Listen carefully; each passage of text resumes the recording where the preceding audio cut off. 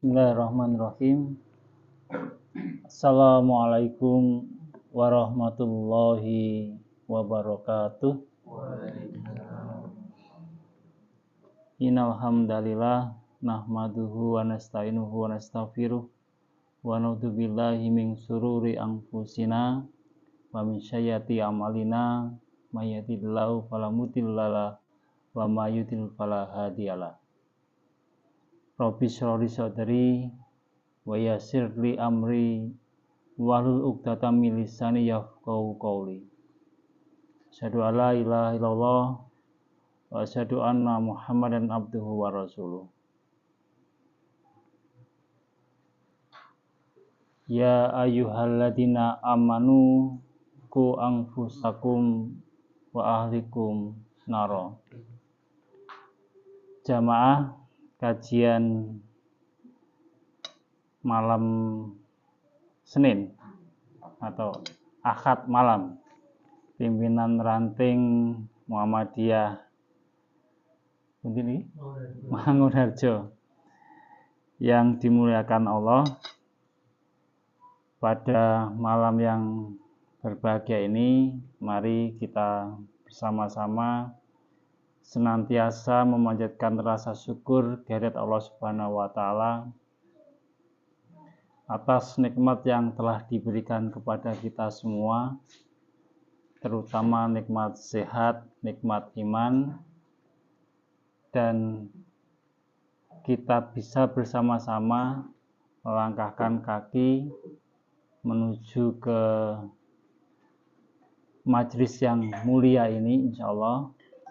Dan semoga apa yang menjadi harapan kita, menjadi acara kita ini mendapatkan ridha dari Allah Subhanahu wa taala. Sholawat serta salam semoga tetap tercurahkan kepada junjungan kita baginda Nabi Muhammad sallallahu alaihi wasallam. Jamaah Ahad malam, pimpinan ranting Mangunharjo yang dimuliakan Allah. Tadi saya berangkat agak ragu juga ini. Tadi ragu. Maghrib pun beres teng mriku wau Jawa. Budal ora ngoten. Dan alhamdulillah tadi sebelum Isya sudah reda.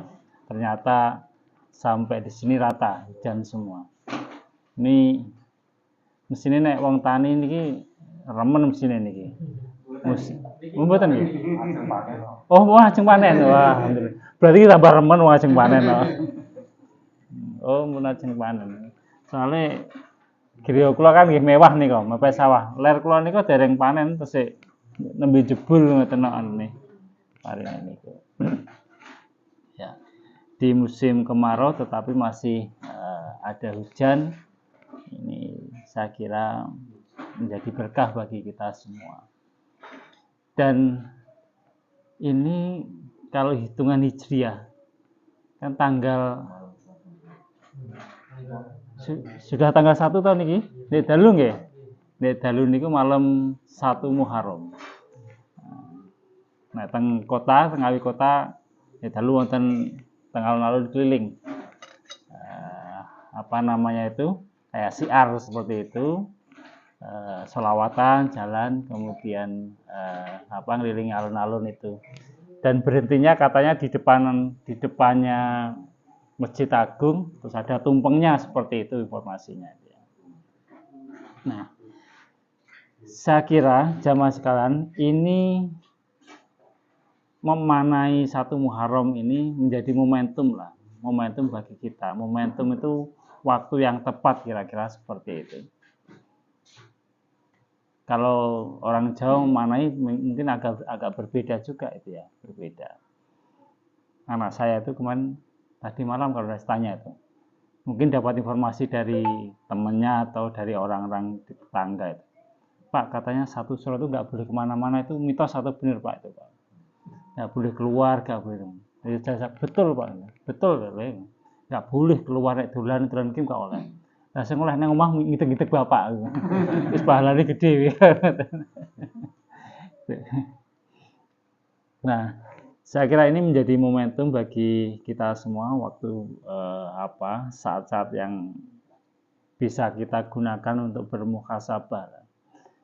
Bermuhasabah itu berintrospeksi, mawas diri, mengukur kembali, menghitung kembali apa-apa yang sudah kita lakukan, apa-apa yang belum kita lakukan di awal tahun baru, tahun Hijriah ini menjadi tahun kita, dan untuk melangkah ke depan.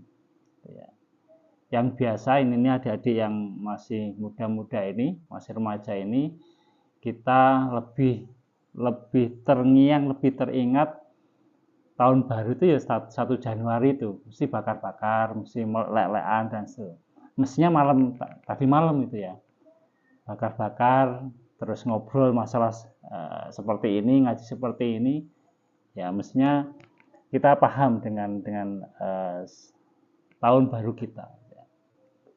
Tadi saya matur menjadi momentum bagi kita untuk introspeksi, mengkoreksi diri kita lagi.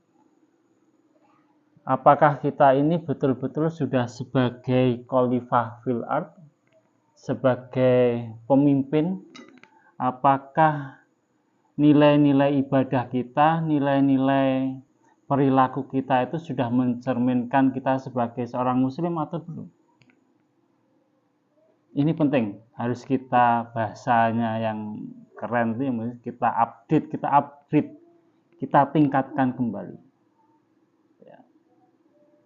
Kira-kira sholat kita apakah masih sebatas ritual, sebatas gugur kewajiban?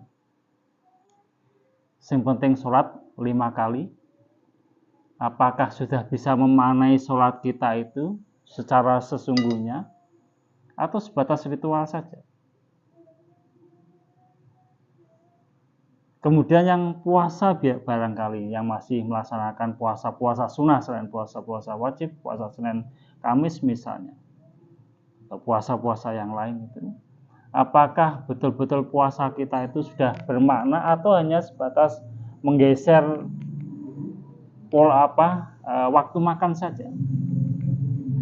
Kemudian ibadah-ibadah kita yang lain, apakah sudah betul-betul mencerminkan kita seorang muslim atau belum? Nah, ini saya mengajak khususnya pribadi saya dan jamaah sekalian, ini momentum yang saya kira penting. Di awal tahun ini kita kembali lagi introspeksi kepada diri kita.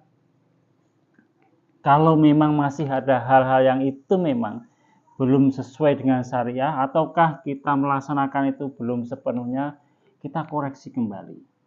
Kita ingat-ingat kembali. Masih ada yang salahkah dengan ibadah-ibadah kita itu? Apakah masih sebatas simbol-simbol saja, sebatas ritual saja, sebatas gugur kewajiban saja, ataukah memang sudah betul-betul kita bercengkerama dengan Sang Kholik, sudah bisa berkomunikasi langsung dengan Sang Pencipta, berkomunikasi dengan Allah secara langsung, atau mungkin tadi yang saya matur itu. Ini awal yang ingin saya sampaikan, sehingga menjadi penting bagi kita semua hal-hal yang seharusnya itu menjadi sebagai guidance lah bahasanya itu, sebagai petunjuk itu kedepannya bisa kita laksanakan lebih baik. Termasuk juga misalnya ketika kita sebagai khalifah fil ardnya di dalam keluarga kita, apakah sudah betul-betul kita menjadi seorang pemimpin yang baik bagi keluarga kita, tentu yang sudah berkeluarga. Apakah kita sudah mendidik anak-anak kita, mendidik generasi-generasi penerus kita yang nanti kedepannya menjadi sekarang menjadi tanggung jawab kita untuk mendidik itu. Apa sudah kita siapkan atau belum? Nah, itu yang harus menjadi introspeksi kita semua jamaah sekalian itu. Saya melihat adik-adik kecil yang remaja ini yang saya pikir kedepannya kita punya harapan ke depan lah. Kalau kita sekarang yang sudah tua-tua ini, mungkin belajarnya agama ya agak telat misalnya. Kemudian pemahaman kita dengan agama, ilmu kita belum begitu banyak. Ya, mari ini sebagai introspeksi kita. Nek aku wis koyo ngene iki, setidaknya nanti generasi-generasi kita ini mestinya harus lebih baik dari kita semua. Itu harus kita sadari bersama jemaah sekalian ya. Anak-anak kita kalau kita ngajinya cik gradul, mestinya generasi yang berikutnya, anak-anak kita di dalam keluarga kita itu harus lebih baik dari orang tua kita seperti ini. Itu menjadi tugas yang penting bagi kita semua. Sehingga tadi di awal saya mengutip penggalan satu ayat surat At-Tahrim ayat 6.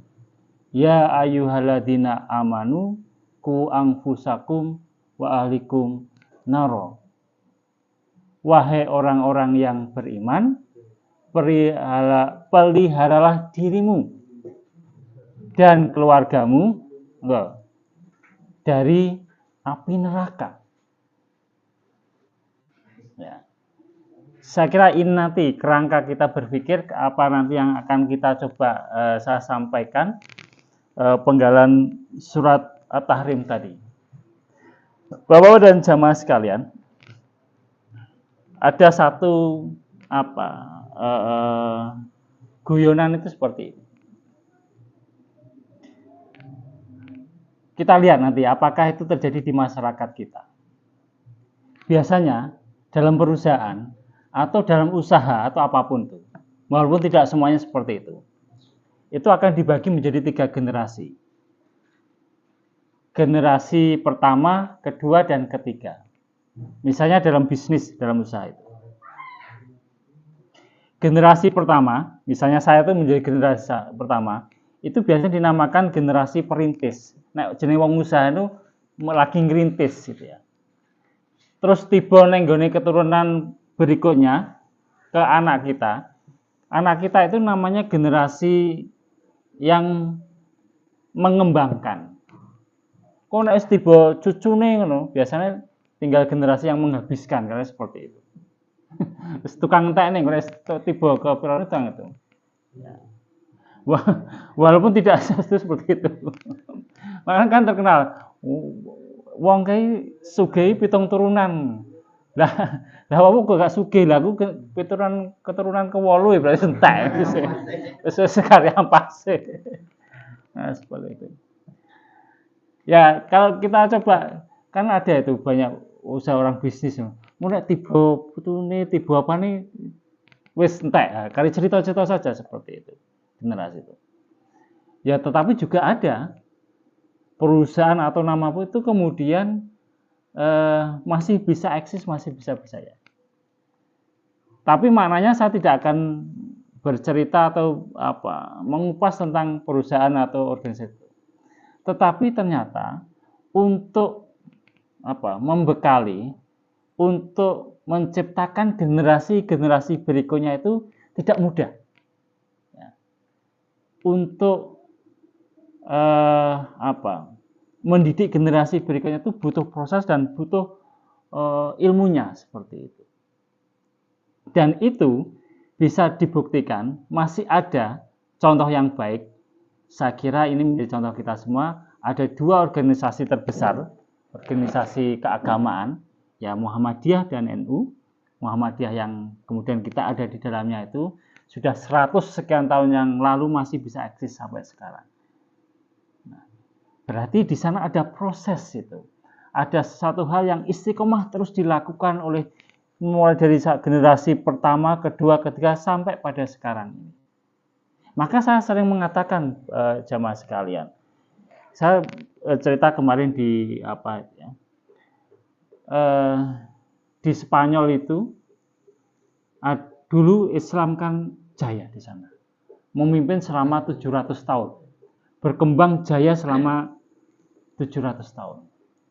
Kemudian akhirnya seiring dengan pergolakan dinamika politik dan seterusnya, sekarang tinggal puing-puingnya saja. Hanya tinggal cerita seperti itu. Apakah kemudian Islam di Indonesia tidak bisa seperti itu? Bisa juga. Siapa yang bisa mengatakan pasti itu? Kalau ditarik lebih kecil lagi, Muhammadiyah. Apakah terus berkembang? Bisa jadi. Apakah Muhammadiyah nanti juga bisa hilang? Bisa jadi juga. Tarik lebih kecil lagi ke Ngawi misalnya. Ngawi sekarang ada Muhammadiyahnya, masih ada pengurusnya, organisasi ada. Apakah itu nanti 100-200 tahun ke depan masih jaya atau tidak? Siapa yang bisa menjamin? Enggak ada. Apakah kemudian PRM Mangunharjo ini akan terus ada? Bisa jadi ada, bisa jadi tidak. Tergantung pada kita semua, kan gitu. Mana kembali pada kita. Kalau yang tua-tua ini tidak merintis, tidak kemudian mulai berpikir membangun generasi berikutnya, ya bisa jadi nanti anak cucu kita tinggal cerita, dulu mbah saya sering kajian akad pagi di sini, tapi dulu, nah, sekarang nggak ada.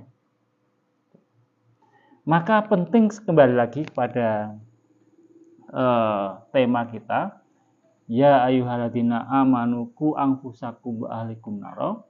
Salah satunya adalah bagaimana kita bisa membekali jauh dari api neraka, berarti membekali generasi-generasi kita, anak-anak kita itu ya dengan nilai-nilai keimanan itu.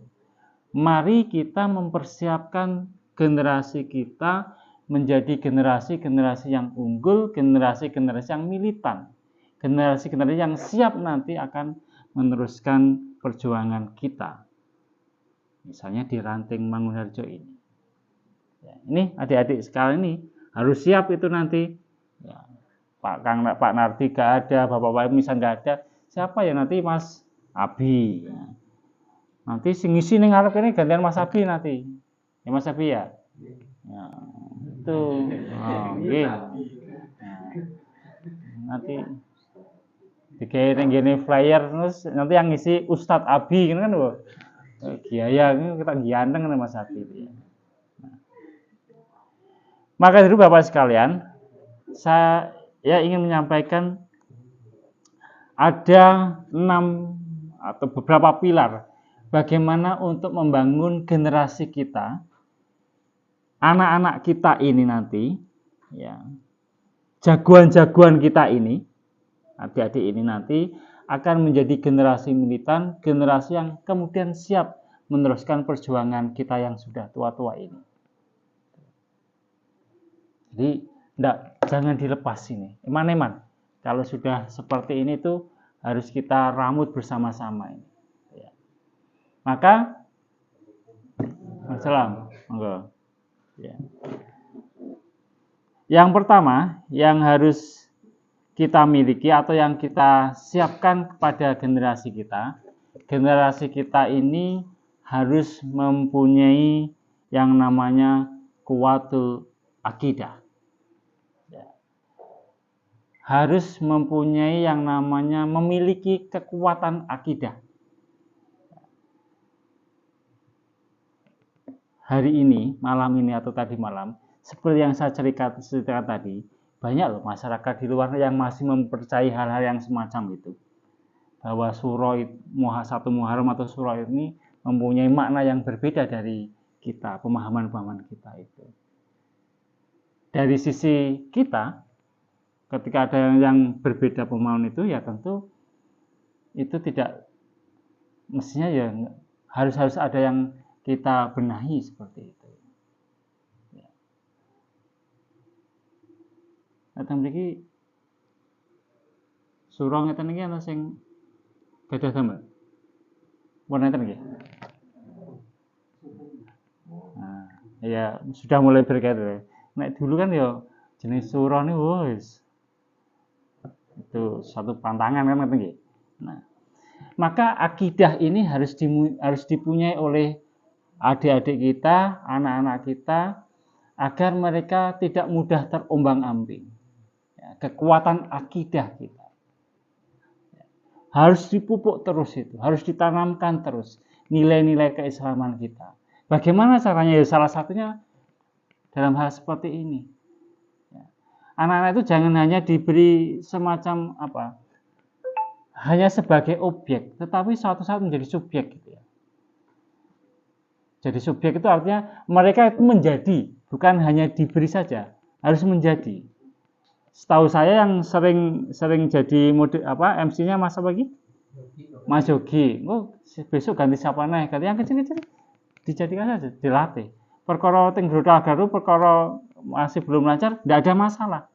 Harus pakai buku, harus membaca, tidak ada masalah. Dilatih dari sekarang. Sehingga nanti sudah akan mulai tertanam itu jiwa militansinya, jiwa apa namanya pemahaman tentang akidah itu.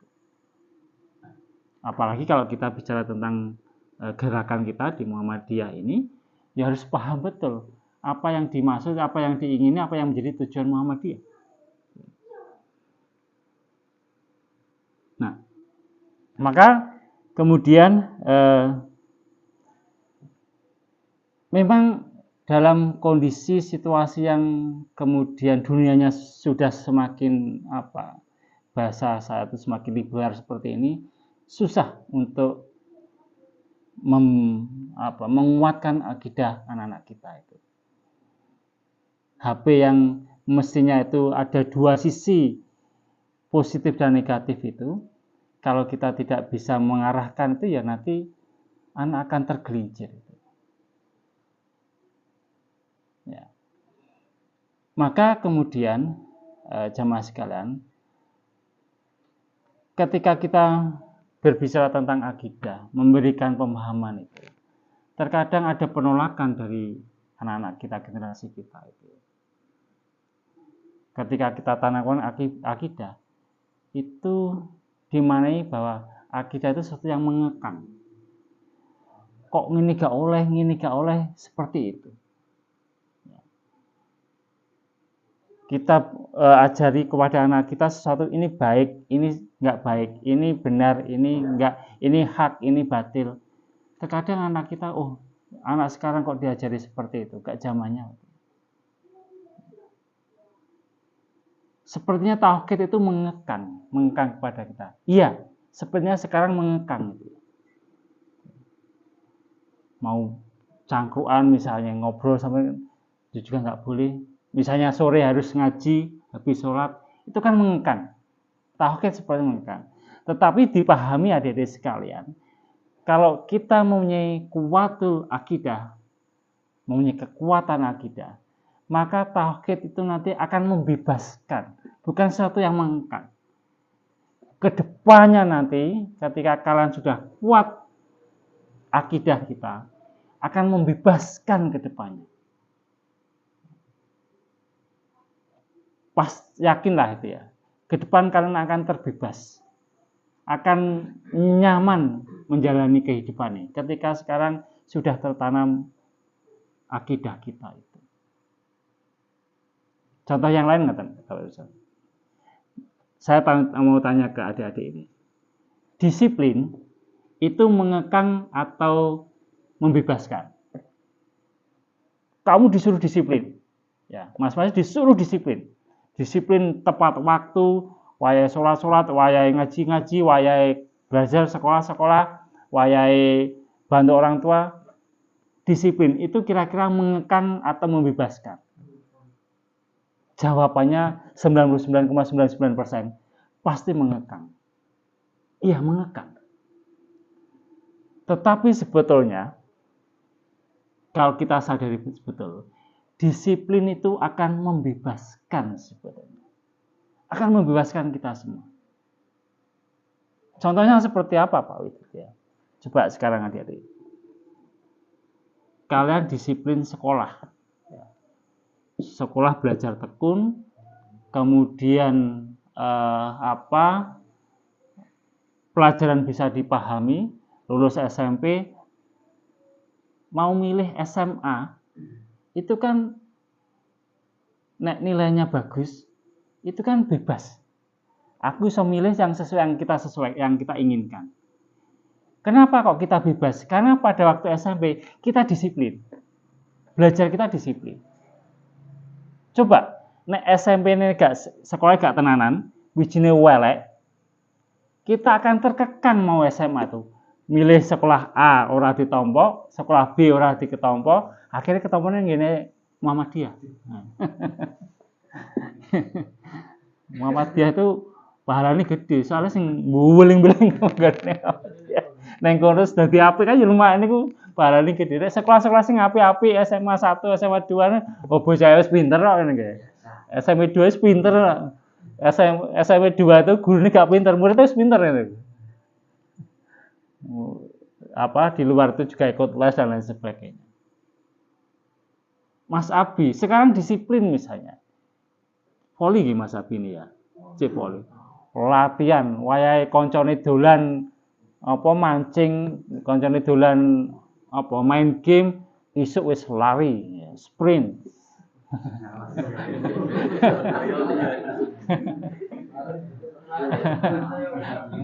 Mati lari mlebu ning kamar terus meledak lho. Lari pawon. Awalnya siang koncone itu apa santai-santai apa latihan, sore latihan. Disiplin kan mengekang itu. Kan nggak bebas. Mau ngapa-ngapain nggak bisa. Lu kan dadi terus kemudian sukses polinya itu. Kan nanti bebas. Artinya bebas apa? Milih klub kae, milih klub kae, milih klub kae. Jangan tidak perlu milih. Klub-klub akan marani dhewe kok. Wis melu aku tak kontrak kan seperti itu. Disiplin itu ternyata tidak mengekang. Iya, sekarang mengekang. Tapi kedepannya akan membebaskan. Penak pilihannya dhewe. Ya. Wong pinter itu kan nggak ada orang terus pinter, orang terus kemudian santai-santai, leda-leda nggak ada. Saya yakin mereka disiplin.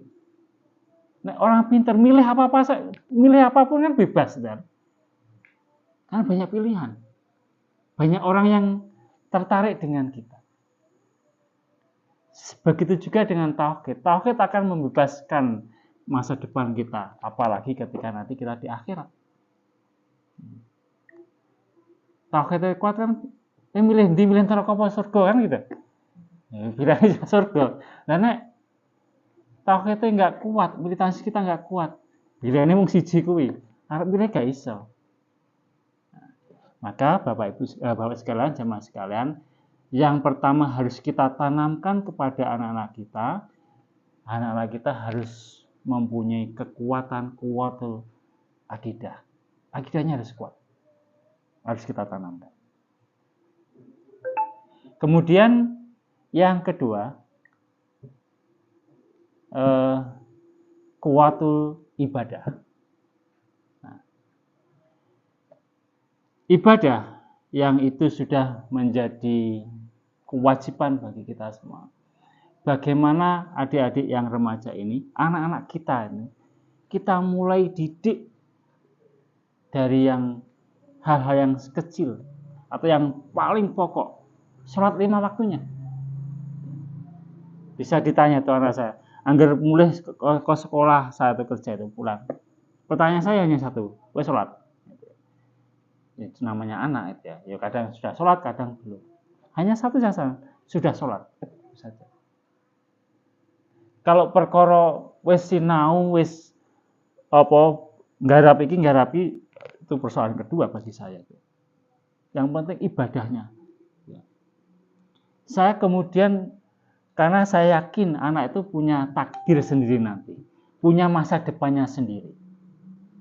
Saya tuh nggak pernah marah kepada anak saya itu ketika nilainya dapat merah. Dapat 5, dapat 6 itu nggak pernah marah. Apalagi anak saya yang ini sakit. Saya masih, nggak ada, bagi saya nggak ada masalah. Ini saya akan marah ketika anak saya nggak sholat. Seperti itu. Sholat 5 waktunya. Anak saya sudah sholat 5 waktu, Pak. Sudah alhamdulillah. Pertanyaan yang kedua, pernahkah anak-anak kita agak paksa untuk sholat jamaah di masjid? Ya. Nah, memiliki masjidnya celak. Mau celak, apalagi mestinya misalnya celak di sini. Ya. Kalau ini sing susah sampai saat ini anak ngejak sholat subuh gitu. Angel raram. Kadang pakai barang lali, apa telat barang krinan kadang gitu. Tapi saya upayakan gitu ya. Karena ada satu ini apa namanya quote satu apa ya itu. Kalau kalian pengen melihat Islam secara kuantitas, jumlah umat Muslim itu seberapa, secara kasat mata terlihat itu, maka bisa dilihat pada waktu sholat Idul Fitri. Niko nek cara ngitung, jadi umat Muslim sak piro to ning daerahku itu. Ngitungnya paling gampang pas sholat Idul Fitri, sholat berapa? Ya itulah seorang Muslim. Nek KTP ya kabeh kira Islam, tapi kelihatan mata telanjang kita berapa sih umat Muslim ya pada waktu sholat Idul Fitri ini kok. Wong sing ora pernah sholat barang iki sholat kabeh. Apa meneh klambine anyar, wah itu ya. Datang semua, hampir insya Allah datang semua. Kalau pengen melihat secara kuantitas jumlah, niku pas sholat Idul Fitri jangan manghitung, ya itu umat Muslim yang ada di tempat kita. Tetapi kalau kita pengen melihat berapa jumlah orang yang beriman, itu bang jenengan hitung ketika sholat subuh tenggene masjid, niku.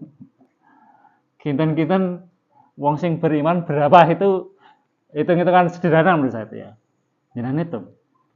Nek terima Muslim kata, nek beriman jenengan persani sing sholat subuh berapa itu kira-kira indikasi. Saya bicara indikasi. Walaupun secara detailnya ya bisa jadi tidak juga seperti itu. Tapi indikasinya ya siapa yang beriman ya yang ada di mushola pada waktu sholat subuh itu. Nah, maka jamaah sekalian, kuwatul ibadah itu harus kita juga tanamkan betul pada anak kita. Ayo, mulai sekarang dengan disindir di ayat At-Tahrim ayat 6 tadi, bagaimana kita memelihara keluarga kita dari api neraka, salah satunya memberikan penguatan ibadah kita. Nek wis belum sholat 5 waktu, minimal ngilik nih terus. Jangan bosan-bosan kita ngilik ini pada anak-anak kita. Kalau sudah aktif, ditingkatkan lagi. Momentumnya kan tadi Muharram 1 Muharram.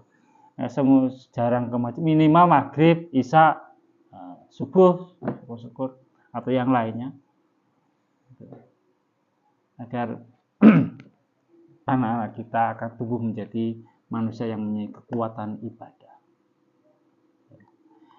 Kemudian ibadah yang ketiga yaitu kuwatul akhlak, mempunyai kekuatan akhlak. Ibadah yang saya maksud di poin yang kedua itu akan memunculkan, akan menanamkan buahnya itu adalah kepada akhlak. Belum tentu juga anak di antara kita juga itu ibadah yus rutin, tetapi akhlak kita masih dipertanyakan juga. Pejabat-pejabat kita itu, ya, pimpinan-pimpinan kita itu dilihat dari ibadahnya bagus, ternyata akhlaknya juga ada yang dipertanyakan juga. Apalagi kalau kita melihat di TV kemarin ada kasus yang ya seperti itu, ya, mimpin jadi khotib, kemudian ada masalah. Nah, seperti itu. Maka akhlak itulah yang kemudian harus kita tanamkan kepada, karena buah dari ibadah itu salah satunya adalah memunculkan, akan menghasilkan akhlak yang baik. Ya. Bukankah Rasulullah diutus di muka bumi ini untuk memperbaiki akhlak manusia? Itu kunci utamanya. Rasulullah itu memperbaiki akhlak manusia. Inama buistu diutamina makarimal akhlak. Rasulullah itu diutus untuk memperbaiki akhlak manusia. Jadi nek sholatnya wis ndewekek 5 kali, kemudian sholatnya jamaah di masjid, nek akhlaknya gak baik, berarti belum selesai pekerjaan kita. Karena buah dari ibadah kita salah satunya akan menghasilkan akhlak yang baik. Kemudian yang berikutnya kuwatul ilmi. Bagaimana anak-anak kita itu juga kuat ilmunya. Karena ilmu itu menjadi panduan teknis untuk kita melangkah. Ilmu itu tidak mesti harus belajar di formal, Bapak Ibu sekalian, jemaah sekalian. Belajar itu tidak mesti di tempat yang formal. Formal oke lah, karena kita negara kita, sistem kita itu mau melamar itu ya ijazahmu pun kan itu. Itu penting juga. Tetapi yang saya maksud ilmu di sini tidak harus belajar secara formal. Ini kan kita belajar. Tetapi banyak hal yang lain harus kita siapkan, terutama adik-adik remaja kita itu ya. Ilmu itu penting. Ilmu apapun. Ya. Ilmu tentang akademik, ilmu apalagi ilmu agama. Ya, harus belajar. Sehingga tidak salah kalau kita nanti menerapkan amaliyah kita itu kalau kita tidak punya ilmu. Ya. Makanya harus belajar terus. Sholat itu yang benar seperti apa sih? Ya. Bacaannya yang benar seperti apa sih? Ya. Membaca Al-Quran tajwidnya seperti apa? Makronya seperti apa? Itu ya harus belajar. Harus ada ilmunya. Ya. Dan bisa belajar dimanapun itu. Tidak harus di sekolah. Ya. Sehingga bekal itu nanti akan cukup bagi adik-adik sekalian. Ketika nanti kalian juga harus pada posisi-posisi yang memang harus menjadi di depan. Ya, terus enggak boleh bosan untuk belajar. Nah, kemudian yang kelima, kuwatul jamaah. Ya. Kekuatan jamaah itu menjadi pondasi yang penting ketika kita ingin melakukan perubahan, ingin berdakwah. Maka kemudian kita bergabung di dalam organisasi kita ini, di Muhammadiyah ini. Ada orang yang mengatakan seperti ini, sepenting aku sholatku sapik, aku apik karo wong, selesai. Apakah itu pendapat yang salah? Juga tidak salah pendapat itu. Tetapi jamaah sekalian, kita punya kewajiban yang lain, tanggung jawab yang lain sebagai khalifah fil ard tadi. Untuk amar ma'ruf nahi mungkar itu. Di luar sana, kejahatan itu tidak pernah berhenti. Di luar sana, kejahatan itu terus diorganisir. Mereka berkelompok-kelompok untuk membangun jaringan kejahatan itu. Maka ada itu ya, kejahatan yang terorganisir akan menang dengan kebaikan yang tidak diorganisir. Coba kita berjalan sendiri untuk memperbaiki sesuatu keadaan. Nek dhewe kira-kira berat itu. Ya bisanya dengan kekuatan jamaah seperti ini. Orang akan memperhitungkan itu ketika kita punya jamaah. Akan susah manakala kita melaksanakan amar ma'ruf nahi mungkar itu kalau sendiri-sendiri. Maka menjadi penting kita membangun jamaah kita, membangun jejaring kita ini. Di sini di PRM Mangunharjo ya, saya kira ini salah satu contoh lah. Saya pikir untuk di rantai-rantai yang lain sudah membuat jaringan membangun jamaah yang terus dikembangkan ke depan.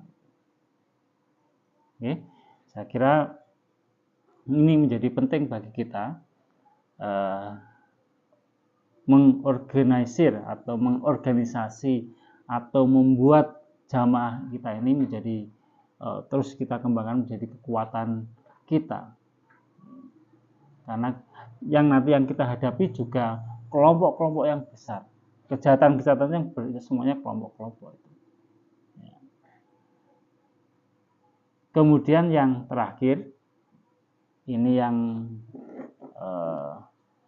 kayaknya memang agak berat, tetapi ya perlu nanti kita wacanakan, kita sampaikan kepada generasi-generasi kita, remaja kita, yaitu kuwatul mal atau kekuatan ekonomi kita. Ya.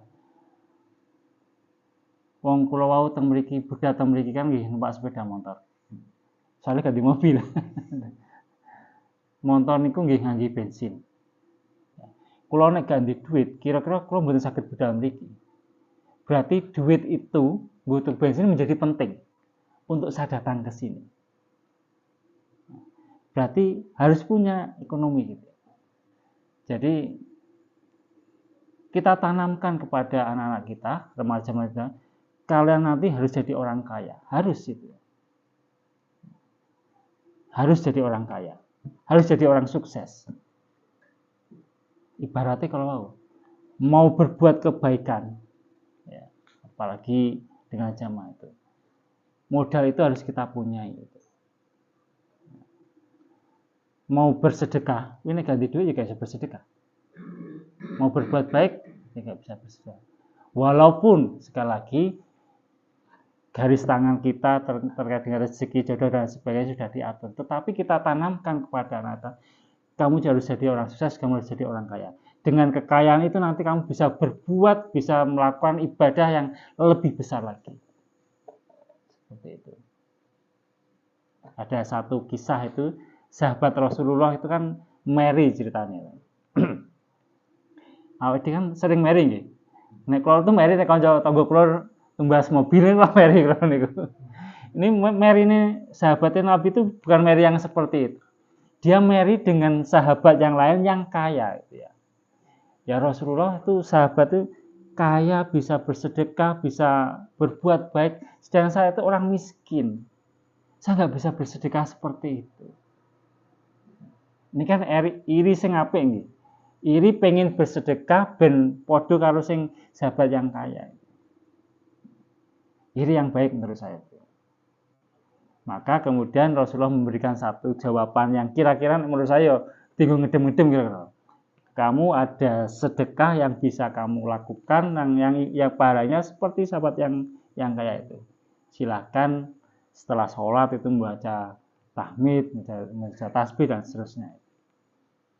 Nah, tetapi sekali lagi Bapak-bapak sekalian, ayo kita tanamkan kepada anak-anak kita, remaja-remaja kita bangun kedisiplinan tadi, kita bangun kekuatan akidah kita, biar nanti kalau jadi orang kaya yang memang dermawan, orang kaya yang akan mensedekahkan kekayaan kita untuk di jalannya Allah, membangun kekuatan ibadahnya tadi, membangun kekuatan ilmunya, membangun kekuatan jamaahnya, sehingga menjadi remaja-remaja nanti ke depannya tentu akan bisa meneruskan perjuangan kita. Nah, ini saya kira jamaah sekalian, poin yang ingin saya sampaikan, saya mencoba mengulas dari surat At-Tahrim tadi. Saya kaitkan dengan 1 Muharram. Kita berintrospeksi, kita mengukur lagi apa yang sudah kita lakukan terhadap diri kita, terhadap keluarga kita. Ya ayyuhalladzina amanu qu anfusakum wa ahlikum nara. Bagaimana keluarga kita jauh dari api neraka dengan cara memberikan beberapa penguatan tadi, dan selebihnya kita berserah diri kepada Allah. Semoga generasi kita, anak cucu kita nanti akan bisa meneruskan perjuangan kita dan tentu akan memberikan yang terbaik nanti ke depannya menjadi ladang amal bagi kita semua.